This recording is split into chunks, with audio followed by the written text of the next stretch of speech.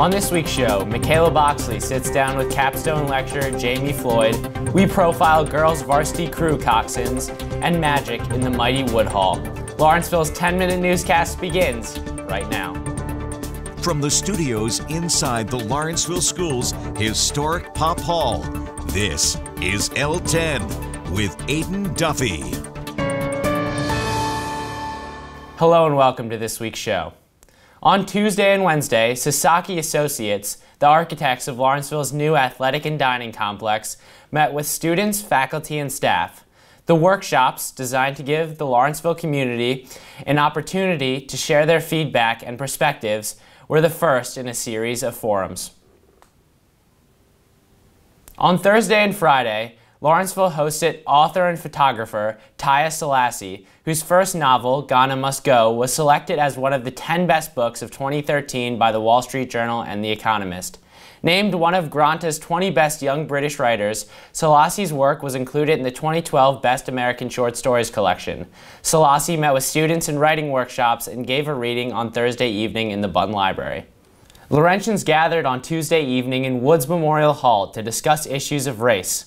The discussion, part of Student Council's ongoing efforts to foster meaningful dialogue, brought students together to engage with the challenging ways race shapes the experiences of students. Big Red's rocketry team qualified for the Team America Rocketry Challenge to take place on May 12th in the Plains, Virginia. The team, ranked in the top 100 of U.S. high schools, will compete with approximately 5,000 students from across the nation. Congratulations to Student Council President Brianna Thompson, Lawrenceville class of 2018, who was awarded the University of North Carolina at Chapel Hill's Moorhead Cain Scholarship. On Monday night, senior news correspondent Makayla Boxley sat down with Capstone lecturer, legal scholar, and journalist Jami Floyd to discuss her talk, Privacy versus Security in Trump's America. I understand that each year the Capstone course chooses one topic that's relevant to current times to bring speakers who are professionals in to talk about. And this year's topic is privacy. Could you talk to me a bit about what you feel the significance of privacy is in our current world and why it would be chosen as a topic for Capstone this year? Your privacy really isn't your privacy, because when you go on Facebook, you might set your privacy settings, but they're really not good for a whole lot. So there's that's one privacy issue. What's happening on social media? What have we done to our sense of privacy? We used to really care a lot about privacy in this country. We're really private people, you know. In my home, I have privacy. You can't come in, even if you're law enforcement, without a warrant. But now we've kind of given all of that away. We sit in our home on Facebook and open the door to the world. So from the perspective of a parent of young adults and teenagers, how do you feel the significance of privacy and the Fourth Amendment plays a role in teens' use of technology and social media on the internet? That's a great question, because if we always had this reasonable expectation of privacy, are young people going to change that, right? So somebody your age probably never knew a time without an iPhone or a phone of some sort. Did you ever know a time where you didn't post your life online or you didn't snap? And so your whole sense of living your life online changes what your expectation of privacy is. And so maybe the courts will start to interpret what your expectation of privacy is differently. Things change, so maybe our sense of our privacy will change too. I don't know that it's good or bad. I mean, I tend to think it's not so good, but we can't put the genie back in the bottle. Thank you so much. Thank you, Makayla.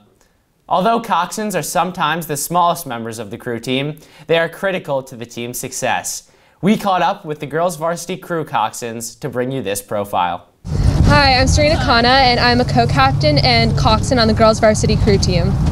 The coxswain is kind of the center of the team. On land, it's their job to get everyone organized, keep track of the equipment and the boats and rowers. They're really responsible for our safety and the safety of the equipment. They're essential to the team, and Serena has really been influential in training our new coxswains and making this season possible.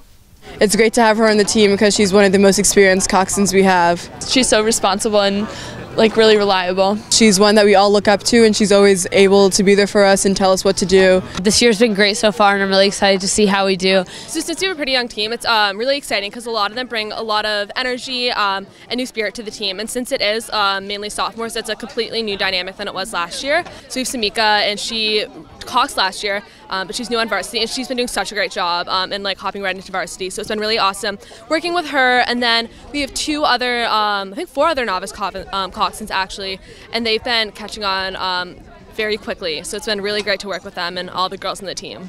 Most of them, I would say, have 2 to 3 years left. So I think we've all talked about this, you know, by the end next year, the year after, they're going to be such a strong program. And even this year, a lot of the girls, like even as sophomores, there's some like the fastest girls that like since I've been here, I've seen on the team. So I think especially like as we continue through this season, they're all just so motivated to work hard. So I think it actually will be a pretty strong season for us. Finally tonight, 2 Woodhullians are captivating their housemates with their magical powers. Nick Coca and Rico Zoe are bringing the house together as they astonish and amaze.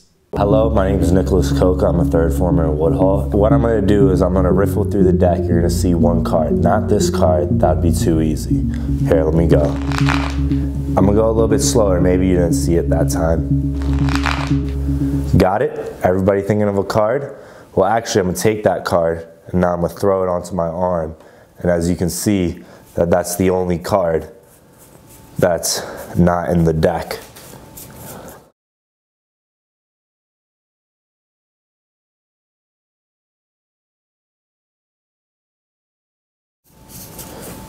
Was the card you were thinking of a diamond? Was it the 7 of diamonds? Hello, I'm Rico, and I'm in Wood. So we have a $10 bill right here, right? Perfect normal, $10 bill. And all I'm gonna do is gonna turn it sideways like this, as you can see, and just like this, now it's a $20 bill. I first got into magic when my dad showed me a trick when I was around 5 years old. It just baffled my mind, and ever since then I've been obsessed. You know, every now and then me and Rico decide to go out and get something to eat, and right now I have a $100 bill, but when we want to split the tab, it becomes a struggle when only one of us has a $100 bill. So as magicians, we divided a way up to take the money and pretty much split it even 50-50 with each other. I got into magic actually because of Nick. A lot of people in the house actually think I got him into magic, and he's not so happy about that, but he actually introduced me to a lot of real, magic and how to perform magic and stuff. I want to show you a pretty cool effect. It's really straightforward, so let's get into it. All right, now I'm going to go riffle through the deck, and I want you to say stop whenever you want to, okay? Stop. Okay. Go ahead and take a look at your card. What I'm going to do is I'm going to take the 6 of clubs. I'm going to go ahead and rip out the pip. There we go, just like that, right? Totally ripped off. And what I'm going to do is I'm going to send this piece, the pip, back into the microwave. Now you see, if I go ahead and just rub on the hand like that, and slowly, the piece just disappears like that. And now if we go ahead and open that microwave in the back here, there will be one piece, but wait a second, if I come over here, doesn't it match up perfectly? Yeah, and just a quick note, so the Woodhull Magicians are hosting the official Lawrenceville Magic Club next year. And stay tuned for that. Stay tuned for that. That is our broadcast for this Friday night, April 13th, 2018. From all of us here at L10, thank you for watching, and good night.